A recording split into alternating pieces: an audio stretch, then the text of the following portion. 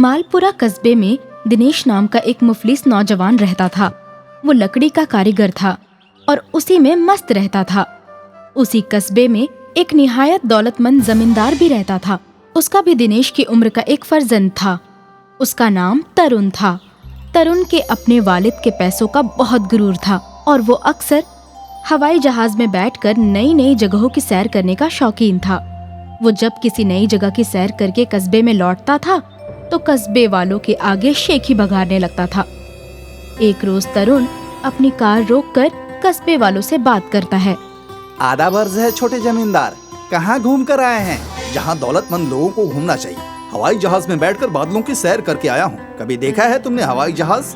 हाँ, जमीन पर खड़े होकर आसमान में उड़ते हुए कई बार देखा है। हम तो हवाई जहाज जमीन से आसमान में उड़ते हुए ही देख सकते हैं। तो मुफलिस बैलगाड़ी छाप और कर भी कह सकते हो। तरुण मुफलिस कस्बे वालों पर ये तंज कसकर निकल जाता है, लेकिन मुफलिस गांव वालों को उस मगरूर तरुण पर गुस्सा आता है। मगरूर जमींदार का बेटा हमेशा मुफलिसों को नीचा दिखाने में लगा रहता है, मानो उस उड़ने वाले जहाज में बैठने वाला दुनिया का यही अकेला शख्स हो। मगरूर हाथी है कमबख्त, तभी तो इतनी लंबी नाक है। लेकिन हम भी चींटी हैं, चींटी। इसकी लंबी नाक में घुस जाएं तो उसकी नाक में दम कर देंगे, निकम्मा कहीं का। एक रोज दिनेश का फर्जंद राका उससे लकड़ी का छोटा हवाई जहाज बनाने के लिए जिद कर रहा होता है। अब्बा अब्बा, हमारे लिए लकड़ी का हवाई जहाज बना दो, हमें हवाई जहाज से खेलना है। नहीं नहीं, हवाई जहाज से खेलकर क्या करोगे? मैं तुम्हारे लिए बैलगाड़ी बना देता हूँ। दिनेश की ये बात सुनकर उसकी बीवी आशा को गुस्सा आ जाता है और वो दिनेश को खरी खोटी सुनाने लगती है। आप भी कमाल करते हैं जी, बच्चा हवाई जहाज बनाने को कह रहा है और आप बैलगाड़ी बनाने पर अड़े हुए हैं, ऐसा क्यों? कहीं बच्चा हवाई जहाज से गिरकर जख्मी ना हो जाए, इसीलिए नहीं बना रहा हूँ। ये कहो ना कि जमींदार के बेटे से खौफ खाते हो। कहीं उसने तुम्हारे बेटे को हवाई जहाज से खेलते देख लिया तो वो तुमसे नाराज हो जाएगा। ये सुनकर दिनेश में थोड़ा जोश पैदा होता है और वो जमींदार के बेटे के खिलाफ बोलने की हिम्मत जुटा लेता है। क्या मैं उससे खौफ खाता हूँ? वो नाराज होकर मेरा क्या बिगाड़ लेगा? दिनेश ये कह रहा था कि तभी वहाँ बसंती आ जाती है। आशा बहन, पेट में अफारे की परेशानी है, कहो तो इलाज कर लूं?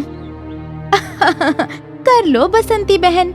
सुना है वो जमींदार का मगरूर फर्जंद शादी करने वाला है और शादी से पहले हेलीकॉप्टर खरीद कर ला रहा है। हेलीकॉप्टर! ये सुनकर दिनेश अफारे का मतलब फौरन समझ जाता है।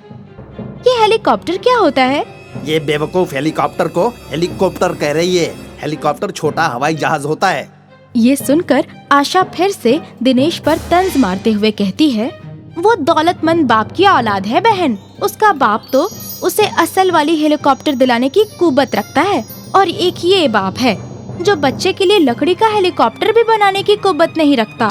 ऐसा मत कहो आशा, मैं अगर चाहूँ तो लकड़ी का पूरा हवाई जहाज बना सकता हूँ। तो फिर बनाओ ना, मुबारक आगाज के लिए मौलवी बुलाऊं क्या? ये कहकर जैसे ही आशा चुप होती है, बसंती बोलने लगती है। मैं तो कहती हूँ कि जरूर बनाओ। उस मगरूर का गुरूर चूर करने के लिए मुफलिसों के पास भी एक हेलीकॉप्टर तो होना ही चाहिए, भले लकड़ी का ही क्यों ना हो।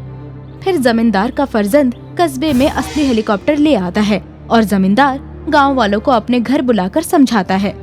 तुम सब आज से सड़क पर बाजार लगाना बंद कर दो, क्योंकि मुझे सड़क खाली चाहिए। मेरा बेटा हेलीकॉप्टर खरीद कर लाया है और उसे उड़ाने के लिए सड़क तो चाहिए ना।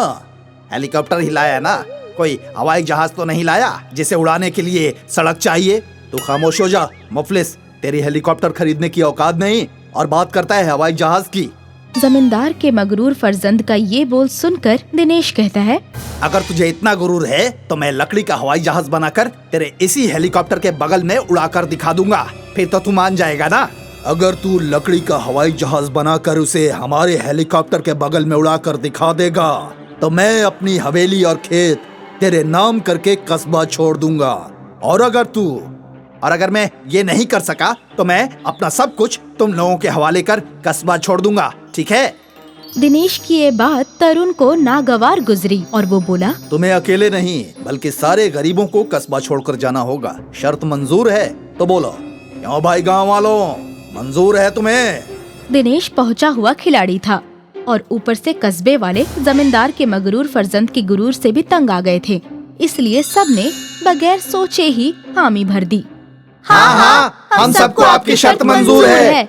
उस रोज के बाद दिनेश दिन रात लकड़ी का हवाई जहाज बनाने में लग जाता है और जमींदार दिल ही दिल में ये सोचकर खुश हो रहा होता है कि अब तो गांव के सभी मुफलिस किसानों के घर और खेत उसके हो जाएंगे, क्योंकि दिनेश का लकड़ी का हवाई जहाज उसके असली हेलीकॉप्टर के सामने एक खिलौना ही साबित होगा। क्यों भाई दिनेश, तू कुछ कर भी सकेगा या अपने साथ साथ हमें भी ले डूबेगा? तुम फिक्र मत करो, मैं ऐसा हवाई जहाज बनाऊंगा जिसमें गांव के सभी गरीब बैठकर आसमान में उड़ते नजर आएंगे। देख लेना, कहीं हम आसमान में उड़ने के बजाय गांव छोड़ने के लिए सड़क पर धूल उड़ाते नजर न आए। इस तरह 1 माह बीत जाता है और दिनेश कहीं की ईंट कहीं का रोड़ा जमा करके लकड़ी का एक बहुत बड़ा हवाई जहाज बना लेता है। ये पूरा हवाई जहाज कार के पहियों पर खड़ा था। इस हवाई जहाज को देखकर जमींदार और उसका फर्जंद दोनों हंसने लगते हैं। अरे ये हवाई जहाज बनाया है या लकड़ी की बस? आसमान में उड़ना तो दूर, इसका तो सड़क पर चलना भी मुश्किल है। उनकी ये बात सुनकर कस्बे वाले डर जाते हैं और दिनेश की तरफ शक की नजर से देखते हैं। अरे भाई लोग, उनकी बातों को भूलकर हवाई जहाज में लगी लकड़ी की सीटों पर बैठ जाइए। आपके बैठते ही ये अपने आप चलने लगेगा और फिर आसमान में उड़ जाएगा। उसकी बात सुनकर कस्बे वाले मन महसूस कर हवाई जहाज में बैठ जाते हैं और फिर जमींदार और उसका फर्जंद भी अपने हेलीकॉप्टर में बैठ जाते हैं। फिर कुछ ही पलों में जमींदार का हेलीकॉप्टर तो आसमान के चक्कर काटने लगता है, लेकिन दिनेश का हवाई जहाज चींटी की चाल से सड़क पर ही चलता रह जाता है। अरे उड़ना तो दूर, ये तो कायदे से दौड़ भी नहीं पा रहा है। अरे मरवा दिया, अब तो खाली हाथ गांव छोड़ना पड़ेगा। खामोश होकर बैठो, हवाई जहाज तेजी से दौड़ते हुए आसमान में उड़ने वाला है। दिनेश का ये कहना था कि लकड़ी के हवाई जहाज में ना जाने कहां से जान आ गई। वो वाकई दौड़ते हुए आसमान में उड़ने लगा और जमींदार के हेलीकॉप्टर के करीब से होते हुए उससे आगे निकल गया। इस तरह जमींदार की हार हुई और उसके मगरूर फर्जंद का सारा गुरूर चूर चूर हो गया। वे दोनों वालिद फर्जंद अपनी हवेली और खेत दिनेश को देकर शहर चले गए। फिर दिनेश ने हवेली अपने पास रख ली और खेत सारे गांव वालों में बांट दी। इस तरह सारे कस्बे वाले दिनेश की होशियारी को मान गए। मालपुरा कस्बे में दिनेश नाम का एक मुफलिस नौजवान रहता था। वो लकड़ी का कारीगर था और उसी में मस्त रहता था। उसी कस्बे में एक निहायत दौलतमंद जमींदार भी रहता था। उसका भी दिनेश की उम्र का एक फर्जंद था। उसका नाम तरुण था। तरुण के अपने वालिद के पैसों का बहुत गुरूर था और वो अक्सर हवाई जहाज में बैठकर नई नई जगहों की सैर करने का शौकीन था। वो जब किसी नई जगह की सैर करके कस्बे में लौटता था तो कस्बे वालों के आगे शेखी बघारने लगता था। एक रोज तरुण अपनी कार रोककर कस्बे वालों से बात करता है। आधा वर्ष है छोटे जमींदार, कहाँ घूम कर आए हैं? जहाँ दौलतमंद लोगों को घूमना चाहिए। हवाई जहाज में बैठकर बादलों की सैर करके आया हूँ। कभी देखा है तुमने हवाई जहाज? हाँ, जमीन पर खड़े होकर आसमान में उड़ते हुए कई बार देखा है। हम तो हवाई जहाज जमीन से आसमान में उड़ते हुए ही देख सकते हैं। तुम मुफलिस बैलगाड़ी छाप और कर भी कह सकते हो। तरुण मुफलिस कस्बे वालों पर ये तंज कसकर निकल जाता है, लेकिन मुफलिस गांव वालों को उस मगरूर तरुण पर गुस्सा आता है। मगरूर जमींदार का बेटा हमेशा मुफलिसों को नीचा दिखाने में लगा रहता है, मानो उस उड़ने वाले जहाज में बैठने वाला दुनिया का यही अकेला शख्स हो। मगरूर हाथी है कमबख्त, तभी तो इतनी लंबी नाक है। लेकिन हम भी चींटी हैं, चींटी। इसकी लंबी नाक में घुस जाएं तो उसकी नाक में दम कर देंगे, निकम्मा कहीं का। एक रोज दिनेश का फर्जंद राका उससे लकड़ी का छोटा हवाई जहाज बनाने के लिए जिद कर रहा होता है। अब्बा अब्बा, हमारे लिए लकड़ी का हवाई जहाज बना दो, हमें हवाई जहाज से खेलना है। नहीं नहीं, हवाई जहाज से खेलकर क्या करोगे? मैं तुम्हारे लिए बैलगाड़ी बना देता हूँ। दिनेश की ये बात सुनकर उसकी बीवी आशा को गुस्सा आ जाता है और वो दिनेश को खरी खोटी सुनाने लगती है। आप भी कमाल करते हैं जी, बच्चा हवाई जहाज बनाने को कह रहा है और आप बैलगाड़ी बनाने पर अड़े हुए हैं, ऐसा क्यों? कहीं बच्चा हवाई जहाज से गिरकर जख्मी ना हो जाए, इसीलिए नहीं बना रहा हूँ। ये कहो ना कि जमींदार के बेटे से खौफ खाते हो। कहीं उसने तुम्हारे बेटे को हवाई जहाज से खेलते देख लिया तो वो तुमसे नाराज हो जाएगा। ये सुनकर दिनेश में थोड़ा जोश पैदा होता है और वो जमींदार के बेटे के खिलाफ बोलने की हिम्मत जुटा लेता है। क्या मैं उससे खौफ खाता हूँ? वो नाराज होकर मेरा क्या बिगाड़ लेगा? दिनेश ये कह रहा था कि तभी वहाँ बसंती आ जाती है। आशा बहन, पेट में अफारे की परेशानी है, कहो तो इलाज कर लूं। कर लो बसंती बहन, सुना है वो जमींदार का मगरूर फर्जंद शादी करने वाला है और शादी से पहले हेलीकॉप्टर खरीद कर ला रहा है। हेलीकॉप्टर! ये सुनकर दिनेश अफारे का मतलब फौरन समझ जाता है। ये हेलीकॉप्टर क्या होता है? ये बेवकूफ हेलीकॉप्टर को हेलीकॉप्टर कह रही है। हेलीकॉप्टर छोटा हवाई जहाज होता है।